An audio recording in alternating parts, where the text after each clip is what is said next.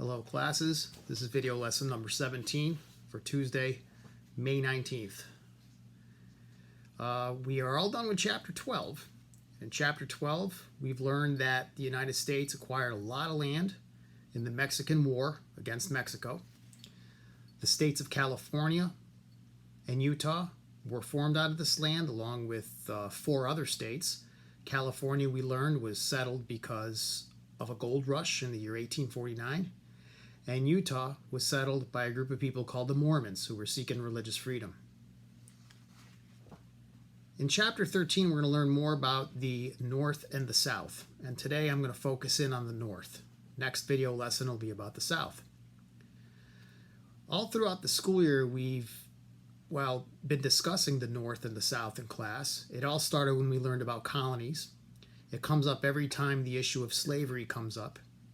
And at this point, even before we left because of the coronavirus, we knew that the North and South were developing into 2 very distinctly different regions of the country.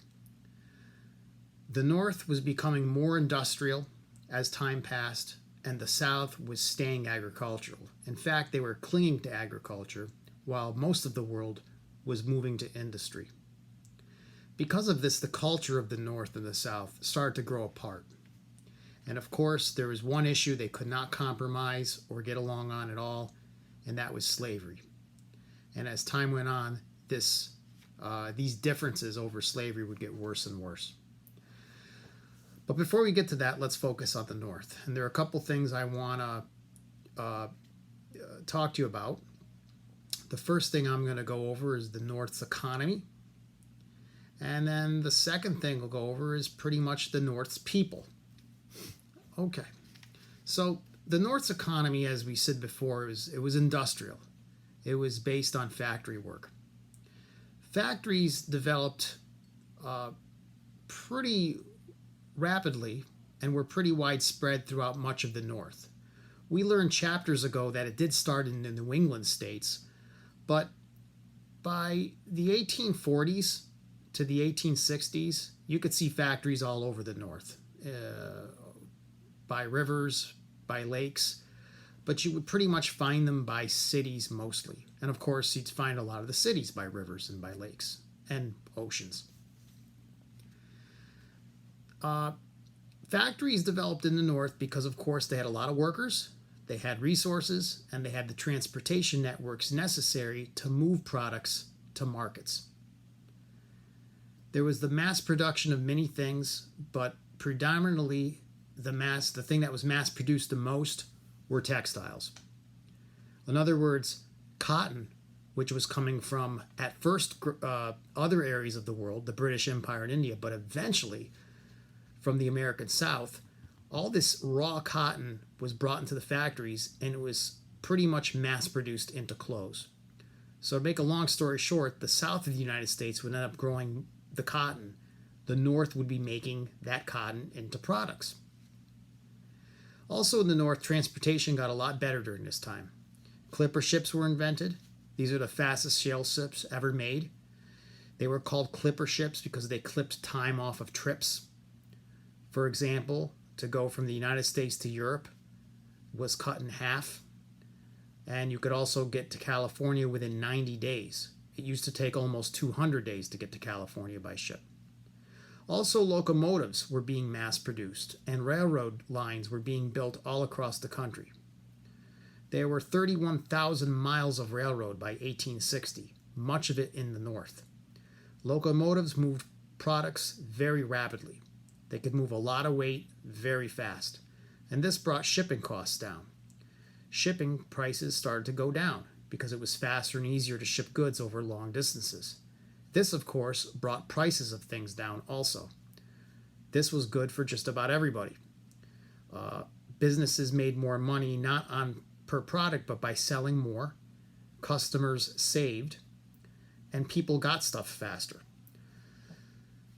Another thing that improves in the North, really for the whole country, but again, this is mostly happening in the North, is that communication improves.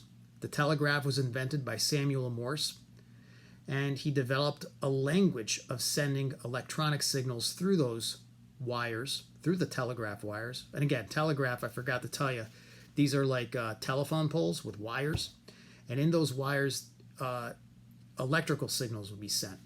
And those electrical signals would come off the receiving end as a series of dots and dashes. This was called Morse code. And there's a video clip on how Morse code works, which will be linked after this lesson. I highly suggest you check it out and see how Morse code works and how we get our modern SOS signal. Pretty interesting. And the last thing that improves in the North technologically, believe it or not, is agriculture. Now, when you say agriculture, you think of the South, but don't forget there were many, many farms in the North also. And in the Midwest, you had a lot of grains being grown. Farming starts to get easier due to new technology. In 1837, John Deere invents the steel plow. Today, there's a tractor company named after John Deere. Also, around that time, Cyrus McCormick invents the mechanical reaper, which was a machine that would cut and collect wheat much easier, much faster than hand. Because of this, the price of wheat goes down.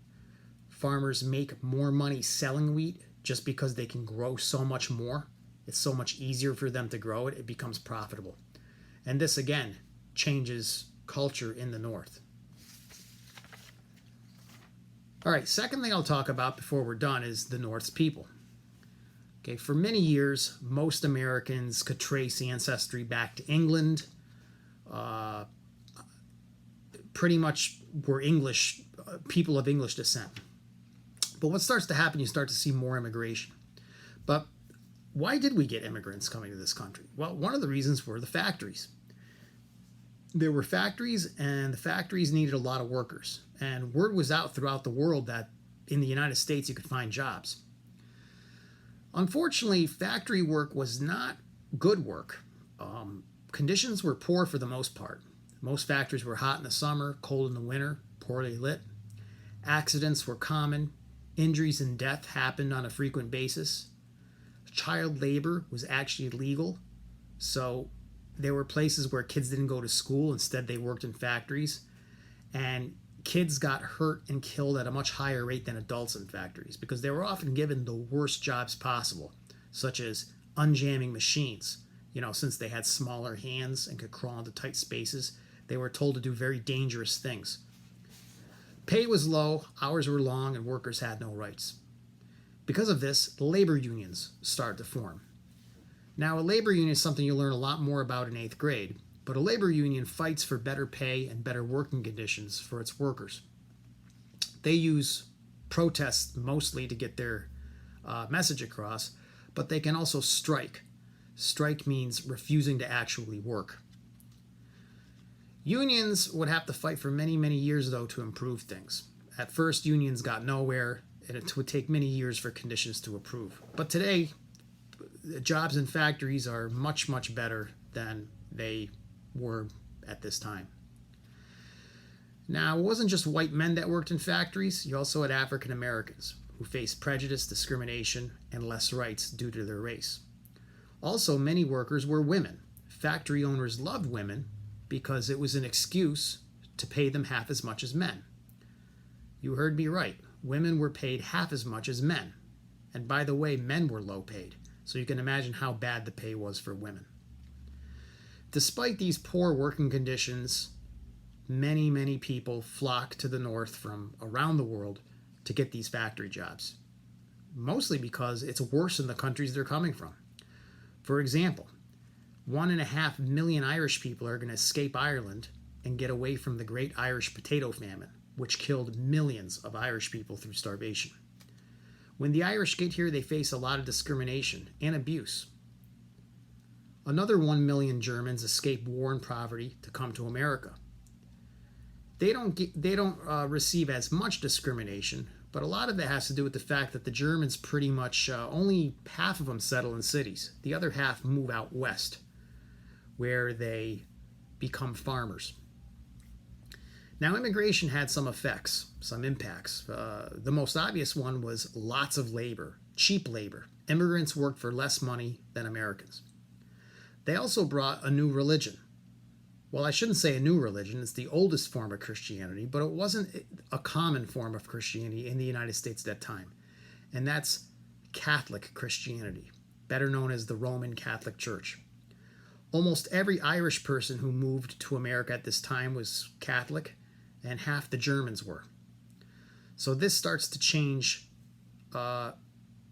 culture and change religion in the North also. And we also, for the first time, start to see ethnic neighborhoods. In other words, Irish people, to defend themselves against discrimination and to help each other out, they start to live together. And entire neighborhoods of cities are just full of Irish people. And the same thing happens to a lesser extent to the Germans. A negative impact of immigration also was the prejudice that it created. Just like today, there are people who were prejudiced for whatever reason against immigrants. People who felt immigration threatened American culture were called nativists. The nativists accused immigrants of bringing disease and crime to America. Eventually, nativists started to organize, and they formed a political party, which became known as the Know Nothing Party. It was called the Know Nothing Party because the members were somewhat secretive, and when asked questions about their political party, they responded by saying, "I know nothing." After a while, everybody else just started calling them the Know Nothing Party. The Know Nothing Party wanted to severely limit or even end immigration. They highly, highly despised immigrants coming to America, thinking that they were taking American jobs and destroying American culture. Eventually, though, the Know Nothing Party fades away. The discrimination against the Irish and the Germans fades away also, as more and more Irish and German people assimilate to American lifestyle. And quite honestly, Americans just simply get used to them. And today, of course, Irish and German people, or people of Irish German descent in America, are not discriminated against. So to sum it up, the North was a rapidly industrializing area of the country, seeing a rise in technology, and at the same time, culturally changing with the influx of immigrants. So there you have it. That's the summary of Chapter 13, Section 1 and 2. We just went through 2 sections there. There'll be some questions and a video link. And that is it for this lesson. So till then, stay connected, stay well, and see you next time.